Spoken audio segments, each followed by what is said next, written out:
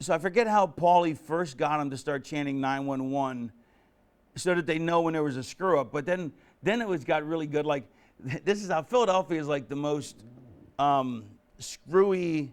Not screwy. I love Philadelphia. I mean, I was born in Philadelphia. Philly's the most, and not Short Hills, New Jersey. I've never even been there, Bill Apter. And yet you continually insist that that's where I'm from, and I've never even been there. I'm from Philadelphia. But Philadelphia is not the filthiest. What's the word I'm looking for? The most degenerate town in the world. Even Howard Stern says that Philadelphia is 5 times more degenerate than New York City. We had creepy bastards like this guy, Uncle Eddie, who would buy high school boys' underwear, soiled underwear, and keep it in bags in his house. I mean, that's the kind of creepy people that lived in Philly.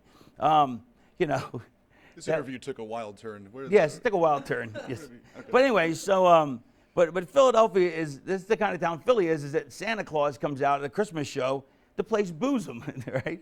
So Santa Claus comes out, doesn't trip, doesn't even make a mistake, and they just start chanting 911. Only in Philadelphia would they do that. You know what I mean? It's awesome. 911, the music plays out, Santa Claus gets chokeslammed. They set up a thing where the guy's going to play the national anthem before the show. Oh, it's the wrong note. 911. So it just became like this great game, with the audience and Paulie and 911. But here's my point from way back 5 minutes ago, or maybe longer, is that 911 wanted to wrestle. He really wanted to wrestle a match. And we're like, dude, you're over. You don't need to wrestle a match. But I understand he wants to wrestle, except he wasn't very good at it. And what he was doing, he was phenomenal at it. But he begged Paulie, I want to wrestle. And he went out with Ron Simmons, had a match that just stunk the joint out. I mean, it just couldn't have been any worse. Well, it could have been worse. I mean, if Ron wouldn't have been in there, it could have been a lot worse. But at least Ron kept it, barely okay. And that's not Ron's fault at all. I mean, Ron did everything he could. Anyway, so, I mean, it literally should have killed his aura as 911, you know what I mean? Because it stunk.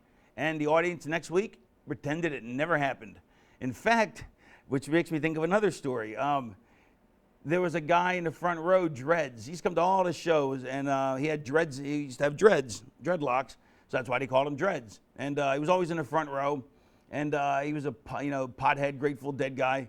And so, Paulie's doing a grandstand challenge. Anybody want to take a choke slam from 911? So Dreads goes, I'll do it. So he comes in the ring. 911 choke slams him.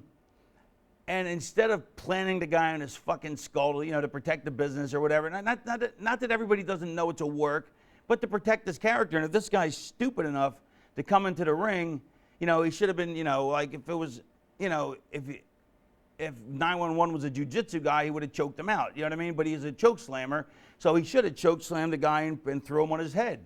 Instead, he gave the guy a perfectly flat landing. The guy gets right up. Woo! That was great, right? The whole company's been selling his choke slams like they were out cold. You know what I mean? And this guy who's a $160 with fucking soaking wet, with rocks in his pockets, and fucking wearing a hat that's made out of an anvil, still gets up, woo, jumps around, hey, that was great, do it again. And you'd think 911 would be dead, but no, it was too fun of characters. And the people just next week, never happened. We don't think it ever happened. It was a glitch in the